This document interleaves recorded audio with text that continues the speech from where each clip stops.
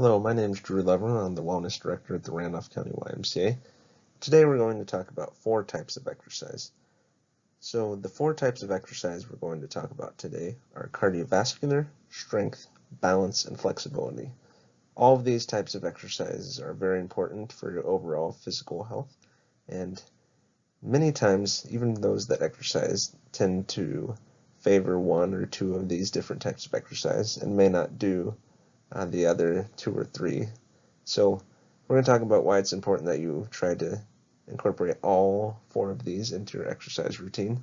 And if you do favor 1, that's not necessarily a bad thing. You just want to make sure you don't completely forget about 1 or 2 of the different types of exercises.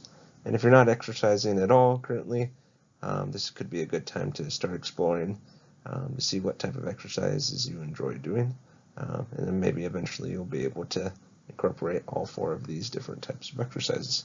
So with that being said, we'll go ahead and get started. First type we're going to talk about is cardiovascular exercise. This type of exercise will increase your heart rate and breathing rate to help you strengthen your heart and lungs. So your heart and lungs are obviously very important to your body's overall function. Your heart allows the blood to pump through your body. Lungs allow you to breathe. So these are obviously very important things. So you want to make sure that you strengthen these organs. So some ways that you can do cardiovascular exercise are running, walking, biking, playing basketball, dancing, swimming. So there's a lot of different ways that you can strengthen those heart and lungs. And when you do this, it's going to help your overall health. You can also decrease the possibility of chronic diseases. So there's a lot of benefits to cardiovascular exercise. So you want to make sure you include this in your exercise routine. Next is strength training. So strength training involves lifting muscles, or not lifting muscles, but lifting objects or overcoming resistance. So many people think about lifting weights, whether it be dumbbells, barbells, different things like that. It could be a way to do strength training, but you can also use resistance bands. These bands, you can do a lot of the same movements, whether you're doing chest press, which is also known as a bench press. You could do arm curls. You can even do some of your lower body movements like squats and deadlifts with the resistance bands. And a lot of times these resistance bands, they're a little bit less resistance than if you were to actually lift weights. But sometimes there's some bands that are very high resistance, and it's a good idea for even people that lift a lot of weights to kind of mix it up, because it kind of has a different type of resistance with the resistance bands. So it's always good to mix it up so your muscles have to work and don't get used to doing the same thing over and over again. The next type of exercise we're going to talk about is balance training, which balance training can help reduce the likelihood of getting injured by making you less likely to fall or misstep. So injuries a lot of times happen when you fall down, but even just like taking an awkward step can lead to injuries.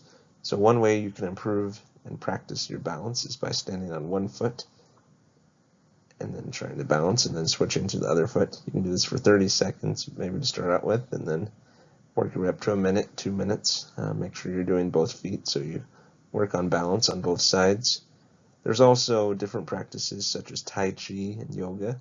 A lot of times these are classes you can take that could be anywhere between 30 minutes to an hour.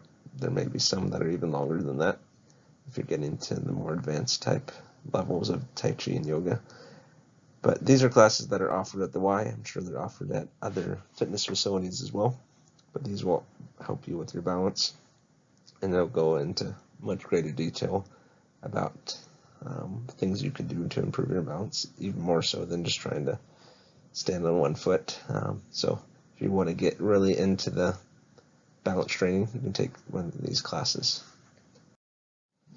The final type of flexibility we're going to talk about, or the final type of exercise we're going to talk about, is flexibility.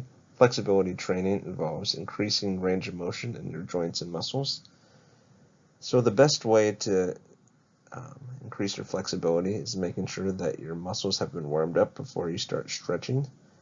So when you think about how if you were trying to change the shape of metal, you would always heat it up first, and then that allows you to manipulate the metal and change basically the shape of the metal.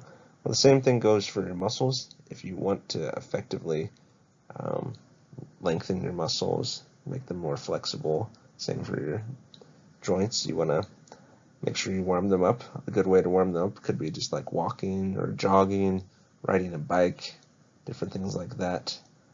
Even doing just like low intensity weight training. You just want to do something to get those muscles warm, and then once they're warm, they're going to stretch a lot better. And once your muscles have good range of motion, you're very flexible, that also will help reduce injury and give you the ability to get up and down off the ground, different things like that. So flexibility is a very important type of training, and you don't want to forget about this type of training. So again, I know we talked about how you may favor one of these types of trainings, but just try to make sure you're trying to get at least a little bit of each type of training in your exercise routine. And hope you guys have enjoyed this presentation about the 4 types of exercise. If you have any questions, feel free to reach out. But I hope you have a great rest of your day. Thank you.